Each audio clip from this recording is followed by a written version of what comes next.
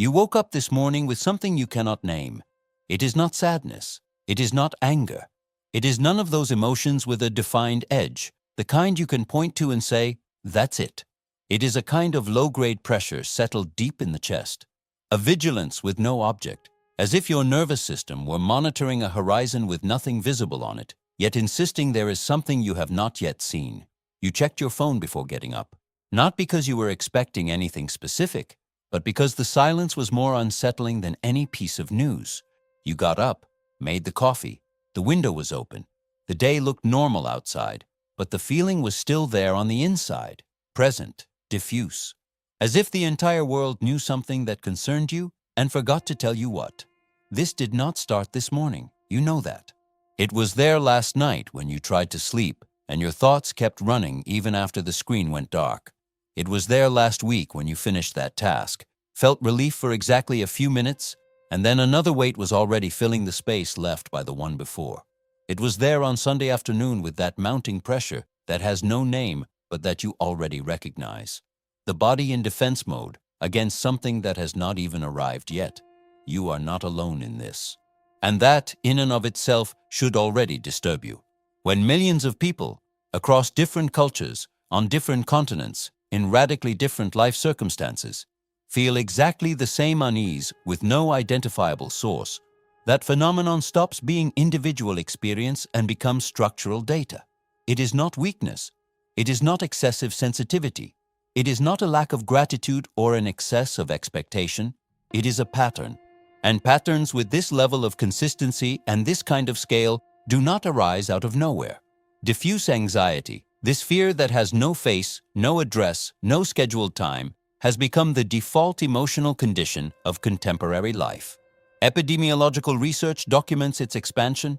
Healthcare professionals describe the surge in demand. The data is public and abundant. But there is a question that rarely enters this conversation out loud.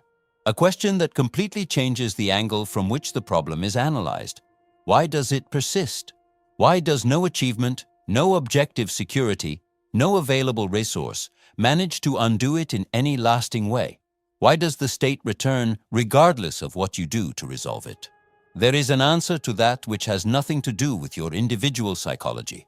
Think about what you did in the last week to manage that feeling. You worked harder because maybe the problem was a lack of control over outcomes. You spent hours distracted because maybe the problem was too much thinking. You talked to someone, then went quiet, then went back to work, then went to bed late, then woke up early unable to fall back asleep. The feeling was there before you slept. It was there when you woke up. It changed shape, intensity, texture, but it never left completely. And the most disturbing part is not the feeling itself. It is that you stopped questioning where it comes from. You simply carry it, adjust your pace, recalibrate your expectations, develop strategies for coexisting with the state. You call that maturity. The part that is rarely examined. Who decided this was normal? There is a name for what is happening. It is not a clinical diagnosis. It is not a character flaw. It is an architecture. And before naming who built it, you need to understand how it works from the inside. The question is not how to get rid of anxiety. The question is, who needs you to keep feeling it? Let us begin with a distinction that most people never examine with sufficient precision. Fear and anxiety are not synonyms. They are biologically distinct states with completely different evolutionary functions. Fear has an object. You see the dog, you feel fear. You are in concrete danger. Your nervous system activates the response protocol: flight, freeze, or fight. The body mobilizes energy for a specific action. Once the situation is resolved or the threat ceases, the system returns to rest. It is a proportional, functional response, evolutionarily refined over hundreds of thousands of years. Fear with an object is a survival tool of extraordinary precision. Anxiety is something else entirely. It has no object. It is fear without form, threat without a face, danger without a location. And precisely because of that, because it has no object, because it cannot be confronted, resolved, dodged, or attacked, it is the most efficient tool of behavioral control that exists. You cannot negotiate with what you cannot see. You cannot protect yourself from what has no address. You cannot resist what you cannot name. A person in a state of concrete fear mobilizes. A person in a state of diffuse anxiety waits, monitors, reacts to the next stimulus, and keeps waiting. This is not abstract psychological theory. It is behavioral engineering applied at scale, and it is working right now as you watch this inside your nervous system. To understand the complete mechanism, you need to understand what happens to a mind in a state of permanent alertness. When the nervous system is in continuous activation, when the perception of threat never fully switches off, the capacity for reflective thinking progressively collapses, not dramatically, not as a sudden shutdown, but as a slow erosion, a gradual narrowing of the available cognitive field. A person in a state of chronic alertness thinks about the immediate, manages the present, reacts to the next stimulus. They have no available capacity for longer, deeper, more structural questions. Questions like, who organizes this system? How does it work? Who benefits from it? Why am I in this state? Where does this come from? These questions require distance. They require cognitive quiet.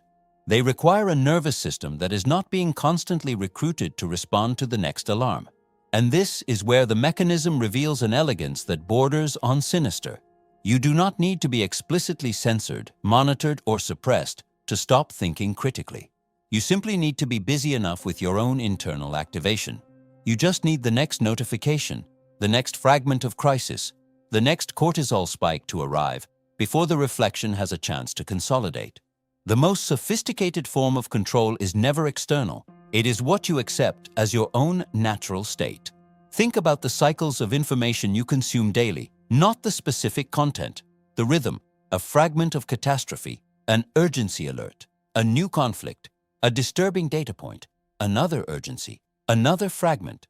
You do not fully process any of them because the next one has already arrived before the previous one was digested. And your nervous system, which was developed to respond to concrete, localized threats with a defined beginning and end, is being continuously triggered by stimuli that have no location, no immediate resolution, and require no physical action on your part. The result is not information. It is activation without discharge, tension without resolution, alert without object, and without exit.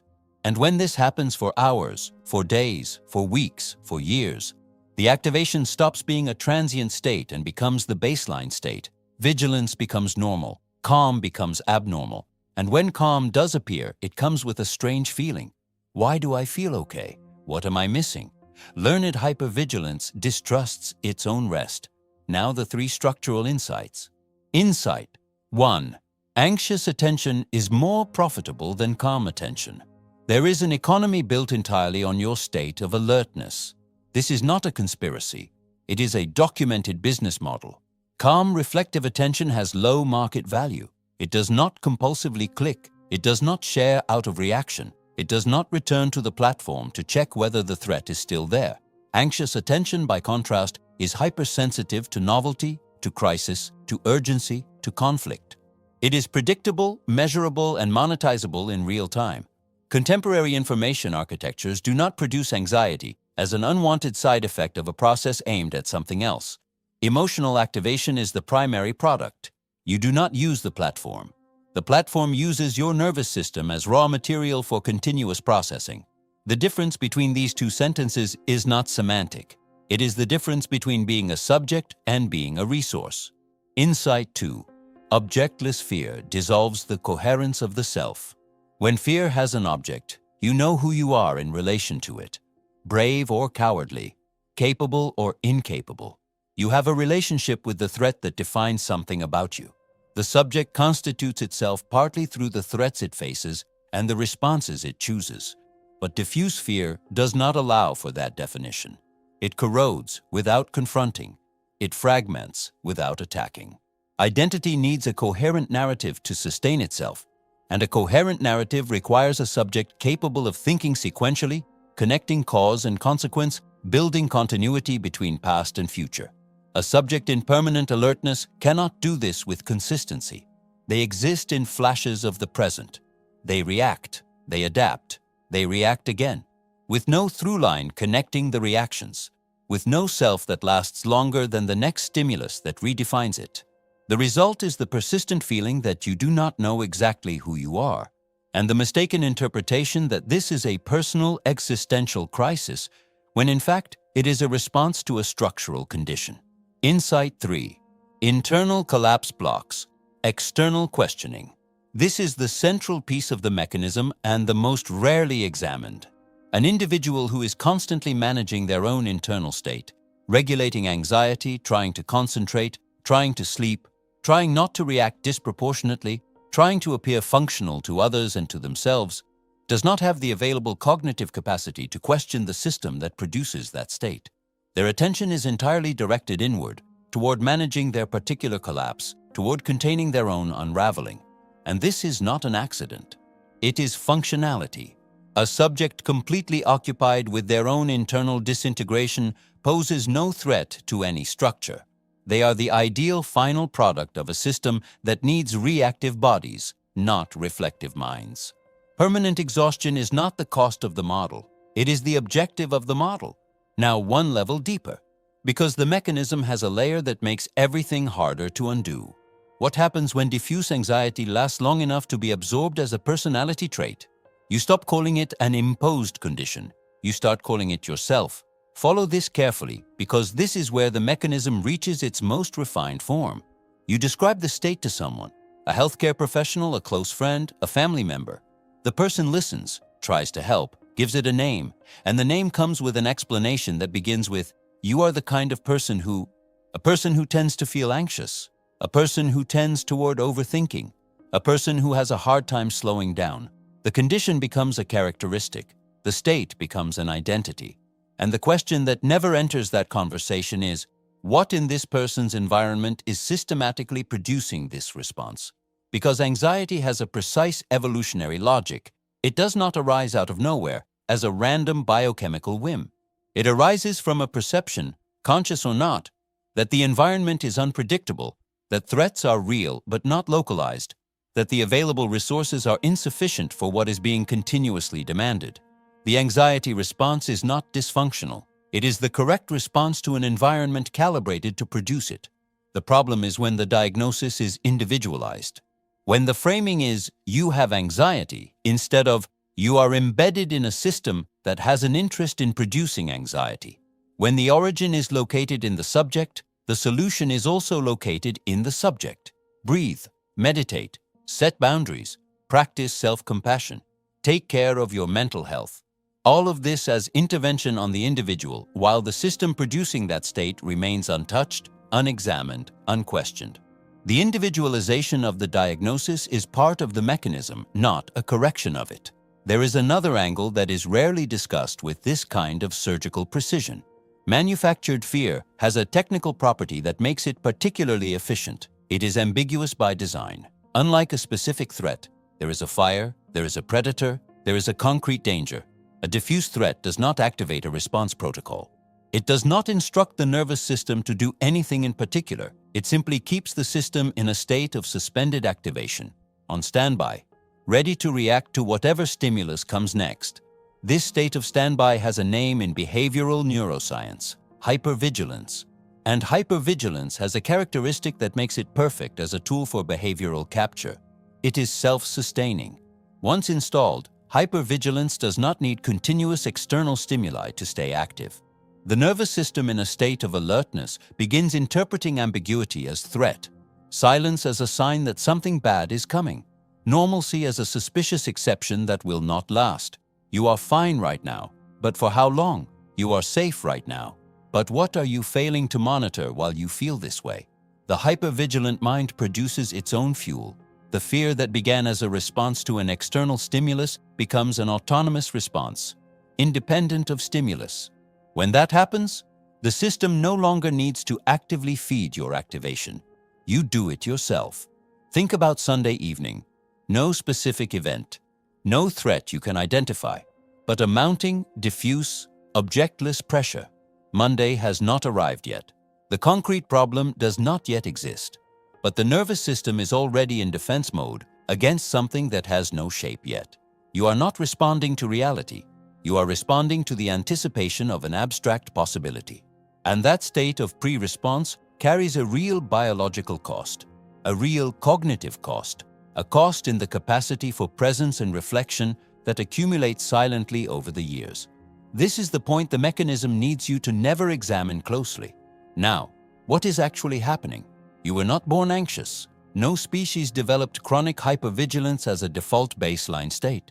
Diffuse, persistent anxiety is an adaptive response to a specific environment, and the environment in which you live was built, layer by layer, to produce it continuously, not out of individual malice from any particular person, not through any coordinated plan hatched by an identifiable group in a secret meeting, but through the accumulated logic of systems that have a functional, economic, and structural interest in your state of alertness. The attention economy needs anxious attention. The informational architecture needs emotional reactivity. The politics of spectacle needs subjects who react before they reflect, who consume before they question, who adapt before they examine what they are accepting as normal. And the most elegant mechanism of this entire system is the following. It does not need to hide. It only needs to be naturalized. When hypervigilance becomes the baseline state, when diffuse anxiety becomes the permanent backdrop of experience, when you wake up so accustomed to the discomfort that you no longer perceive it as discomfort, at that point, the system has achieved its ideal functioning. There is no longer any need for coercion. There is no longer any need for visible imposition. The subject manages their own state, regulates their own activation, seeks their own mechanisms of provisional relief that do not resolve the structure, and calls all of this personal growth. You are not suffering from anxiety as a condition that struck you by chance. You are functioning exactly as the system needs you to function. The difference between those two sentences is the difference between individual pathology and structural diagnosis, between treating the symptom and understanding the cause. And as long as you live within the vocabulary of the first, the mechanism of the second continues operating in silence, inside you, without need for any additional intervention. What you used to call the way you are has a more specific origin than personality. The feeling that something is always slightly off without you knowing what. The objectless vigilance that never fully switches off, even in moments that should be restful. The difficulty of simply being present without scanning the horizon for threats that may never come, but whose possibility never seems to fully dissipate. The tiredness that sleep does not fix, the inability to stop without feeling like you are letting something slip away. These are not innate traits. They are not fixed characteristics of temperament that you came into the world with and should accept as part of your fundamental identity. They are learned responses. Responses calibrated over years of immersion in an environment that has a functional interest in keeping you in exactly that state. Vigilant, reactive, too occupied with internal management to question what is producing that management. And the inversion that the structural diagnosis produces is not comfortable. It was not designed to be. It would be simpler if it were about you, about your choices, your history, your particular psychology, your lack of discipline or excess of sensitivity. Because if it is about you, the solution is also about you. You maintain the illusion of control, the sense that the problem is within reach of your individual agency, that doing X or stopping Y can resolve the structure that produced the state. The real discomfort begins when you realize that the anxiety you have been carrying for years may not fundamentally be yours. Think about what that means for the categories you use to understand yourself. You call yourself an anxious person.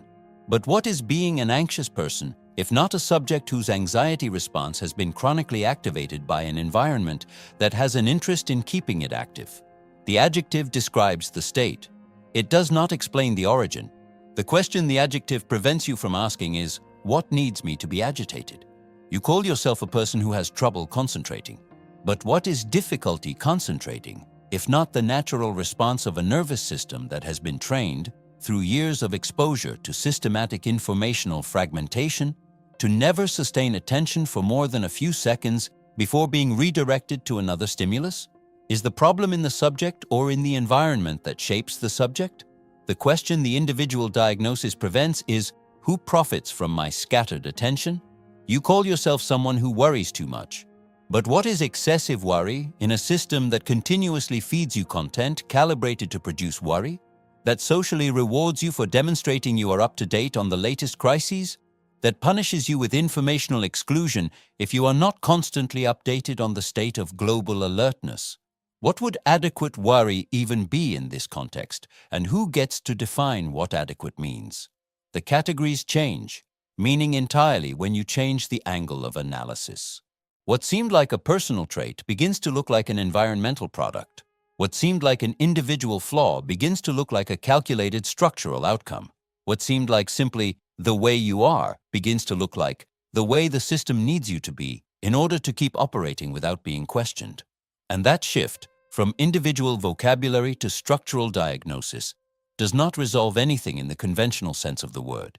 It does not immediately relieve the weight, it does not undo the state, it does not offer an action protocol, but it fundamentally changes where you look when you want to understand what is happening. And changing where you look is the only way to see what was being systematically kept out of your field of vision. There is a question this diagnosis leaves completely unanswered, and it remains that way by choice. If a significant part of what you used to call yourself is, in fact, the system operating inside you with such consistency that it has become indistinguishable from identity, how much else works this way? How much of your exhaustion is genuinely yours? How much of your inability to stop comes from within, and how much was installed from the outside? How much of your need to always be available, always connected, always aware of the next stimulus? How much of that is authentic preference, and how much is behavioral capture so thoroughly sedimented that you have never examined it as capture? There is no clean answer to that. None was offered. There is only the specific discomfort of carrying the question honestly, of not resolving it with a simple category, of not outsourcing it to a diagnosis that hands control back to you and allows the system to remain exactly where it is. And perhaps that discomfort, that state of seeing without knowing what to do with what has been seen, is the only form of lucidity the system has not yet found an efficient way to turn into a product. There is no clean exit from this analysis. It is not about exit, it is about vision. It is about distinguishing with growing precision what you genuinely feel from what was installed in you by design, by architecture, by an environment that has an economic and functional interest in your state of permanent activation. It is about recognizing that the subject who believes they are anxious by nature may in fact be the perfect and successful response to a system that needs them exactly like this: vigilant, reactive, occupied with their own internal collapse without the available capacity to examine what produces that collapse. This is antidote, not comfort, not solution, structure. If you want to keep seeing the code that most people prefer not to examine, subscribe to the channel. Because this lucidity is not a destination, it is a practice that never ends.